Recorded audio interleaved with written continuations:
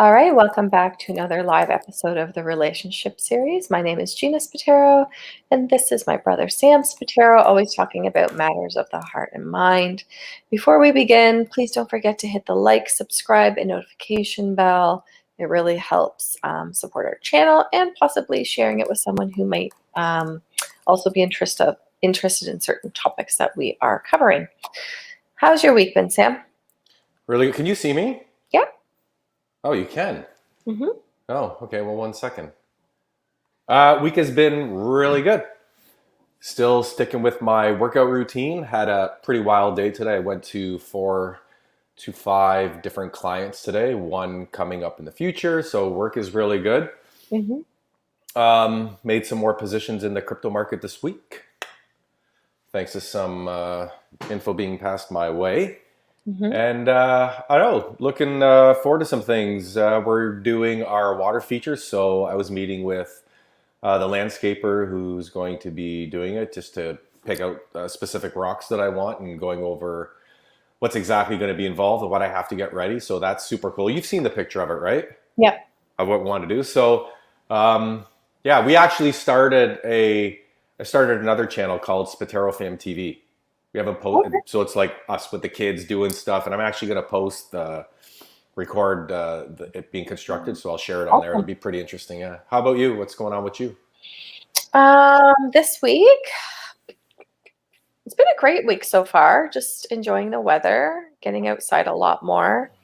Um, nothing major to talk about. Just enjoy. Honestly, it's been a great week so far. I have nothing to say other than just being grateful for spring that is coming. That's it. You can feel it already, though. You can, yeah. It's Eh? really nice, yeah. And the kids are happy, and yeah, 100%. It's like vitamin D just filtering through you. Yeah, 100%, Yeah. 100%. So So tonight, it's a little bit a different topic. It's not necessarily about intimate relationships. However, it is a relationship in itself. And it's talking about short-term and long-term friendships. So the reason why, we're kind of bringing this up, and a lot of the times, female friendships with their girlfriends and male friendships with their guy friends can be a little bit of a different dynamic. I feel like guys tolerate a lot more than girls do. I feel like girls get annoyed a lot more with certain situations. Um, and maybe I'm wrong, but from what I know, guys are a little bit more easygoing. So the reason why we're bringing this up is when to know how friends add value to your life and maybe when they're a little bit of an anchor. So how do you differentiate it? Are you always questioning, well, this friend makes me feel this way, or this friend makes me feel that way, and you're always questioning their place in your life, and you're kind of weighing out the time spent with them, and being like, well, is it a waste of time if our friendship ends, or should we continue it based on certain merits or connections, etc. So first off, there is 3 types of friendships. So we'll go through them all and kind of differentiate between knowing those friends in your life. And the first one is the friendship of utility. What does that mean?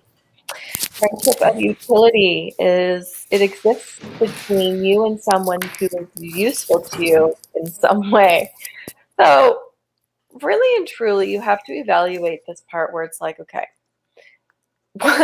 are you having this friend in your life just because they are useful to you and because they play a certain part when you need them? Is it valued, or is it a using tactic?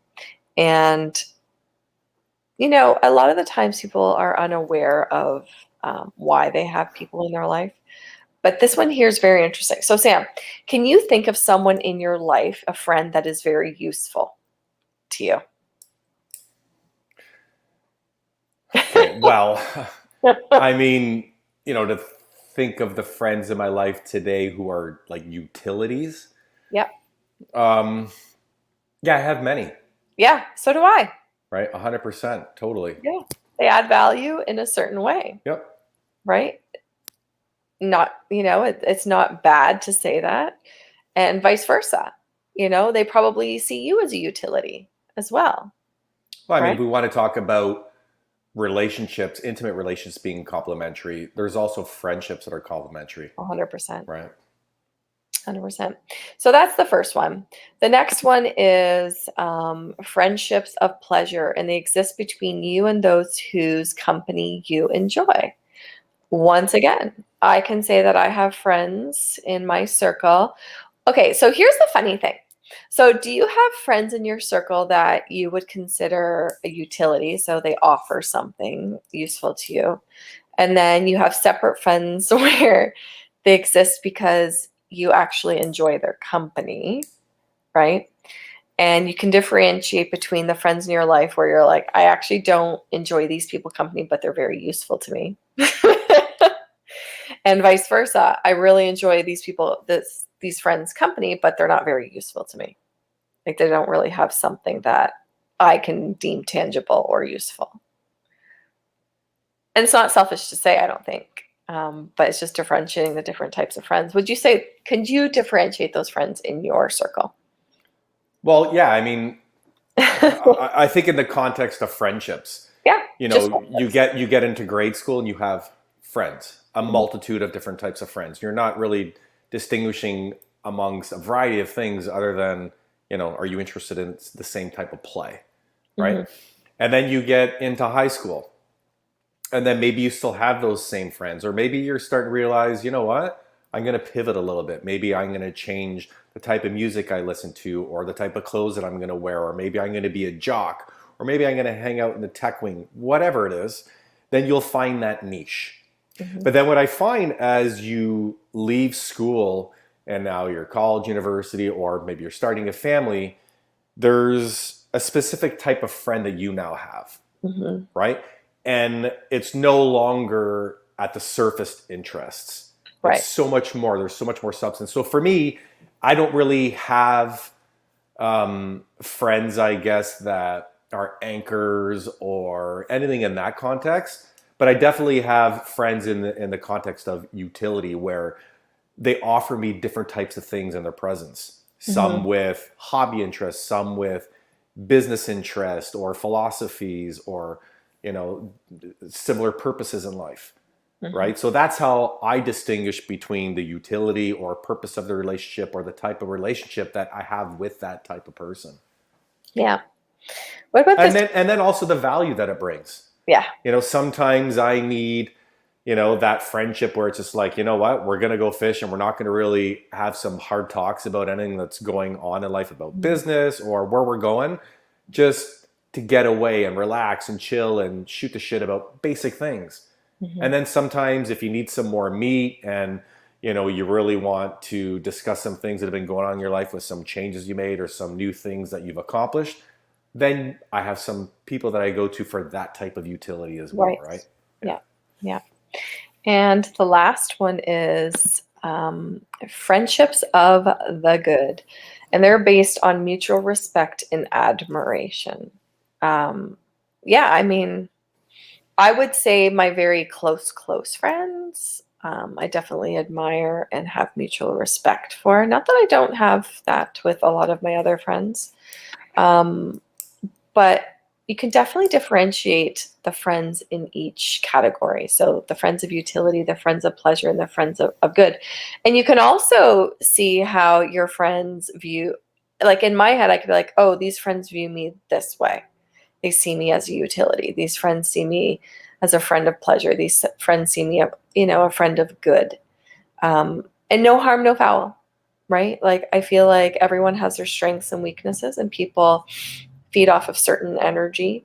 Um, but I think understanding why certain people are in your life without forcing it is very important too. And I think that, especially when we go to the one that's friendship of utility, people are like, oh my God, like that's so bad. Like you use people for something. Well, no, they've come into your life and maybe you've met them that way, right? How many friends can you say that you've met on the job or, doing something in common, right? And vice versa. And that relationship grows in that manner, right? So the last thing is and I don't know how you feel about this, but so, the last thing that I want to talk about was because I get this a lot where it's like, I don't know how to exit this friendship without hurting their feelings. Because a lot of people find people in their lives to be anchors. So, a lot of things to look out for is if the relationship is always one-sided. A, are you always listening to their problems and dealing with their stuff? And, rarely are they ever asking you about your life, in that purpose. So it's one-sided. Next, they're consistently negative. um, Next one is they attract drama. So every time you go out, maybe it's like you're young and they're always attracting bar fights, or like, you know, just talking negatively about people that are in your circle or out of your circle. They're very passive aggressive. And lastly, you feel worse when you're around them. Would these be good signs where you have to evaluate the friends in your life, Sam? No, absolutely. And I just want to touch base on that last one that you did. Do you mind popping it up for a sec? The last one that you put up This there? one here? Yeah. So friendships of the good. I mean, for me, this might be one or two people. And to me, these people are the ones that no matter what's going on in their lives, if you call them, they're going to drop what they're doing to come help you out. Yeah, 100%. Right. So, you want to talk about, when you watch war movies and you see that, that person's willing to give up their life Yeah. to help that person beside them. Like that's what this means to me, that you'd be willing to die Mm-hmm. for that friend. And, for me, I'm fortunate enough to have a few friends that are like that, Yeah. that I don't even question for a second that they wouldn't be there if I called them and would drop what they're doing to come Yeah. give me a hand. Right. So I just wanted to add that in there. 100%. Yeah. So, on the last note here, do all of these things constitute questioning having someone in your life or remain in your life? If someone was constantly having these attributes and bringing this type of energy in your life? Are you asking me that question? Yeah. No, absolutely. And, it's funny. Like I had a conversation with somebody about this today.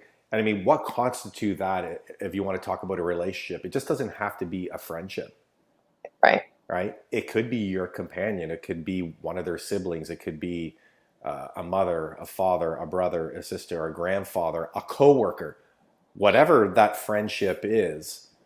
I mean, if it's if it's a list of things that you have on here, and it's just like on the video that we touched on last week, about the toxic behaviors, Yeah. right? I mean, we all, although we might not feel like we have a choice, Mm-hmm. we always have a choice. We always have a choice of what we're going to tolerate life, especially when it comes to friendships. I mean, there needs to be boundaries. There needs to be some expectations of what you want and what you need to get out of it. Right. Right. I mean, if you're putting energy into something, it should have some good outcomes, some positive things that are going to come from it. And if you're constantly around people that are always showing these types of values, personality traits, and characteristics, then it's definitely time, no matter how long you've known them or whatever your relationship is that it might be, there's no reason to continue it because from what I can see, there's no value here. Right. So I think, when I talk about this with some people, especially in my women's groups, I always ask them to evaluate what, and they find it very difficult. I think it's, like I said before, it's the time invested in the friendship. Some of them are like, well, I've known them ever since childhood, like ever since I was a kid. Yeah. And they're like, how do I exit this relationship? Because they're demonstrating all of these characteristics.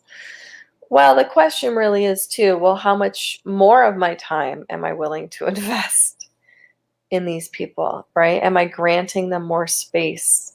Am I granting them more of my energy?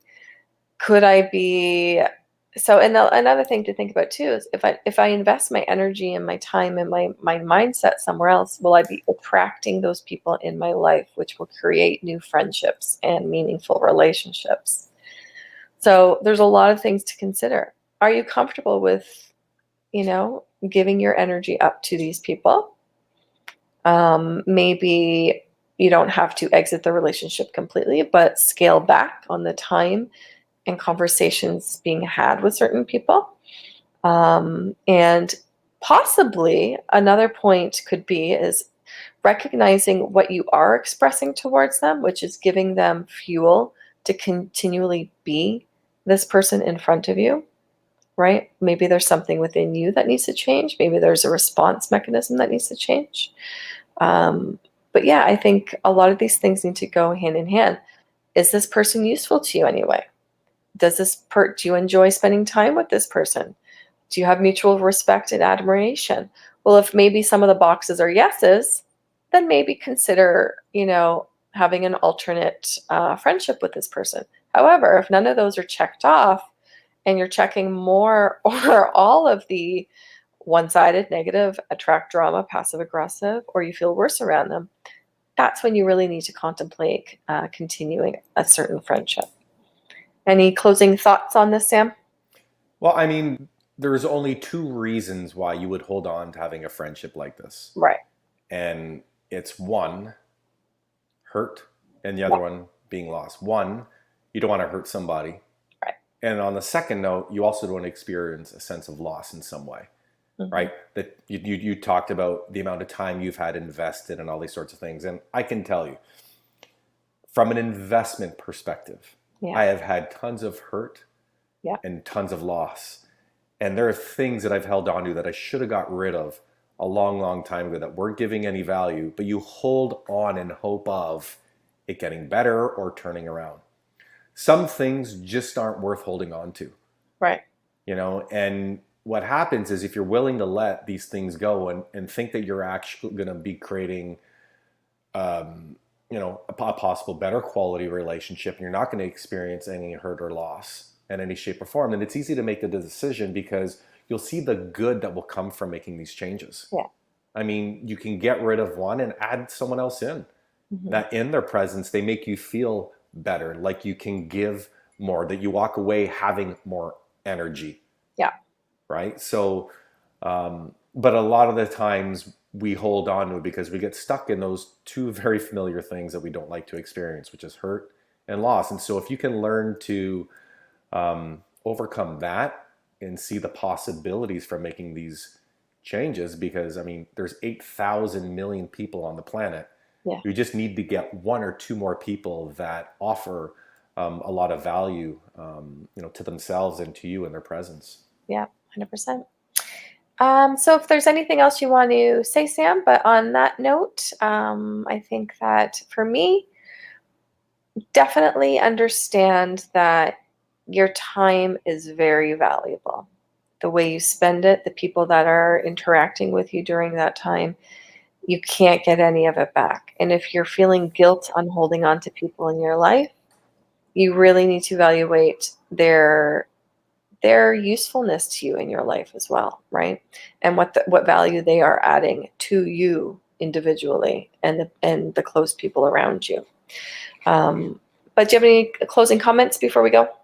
Well, I mean, our slogan is relationships are matters of the heart and mind. Yeah, all and relationships goes in the broader context of all relationships. And so if you can make that your focus, then you will pay attention to what goes on within your circle. Yeah. And on that note, this is the relationship series, always talking about the matters of the heart and mind. Please don't forget to like, subscribe, and hit that notification bell, and we will see you all next time. Ciao for now.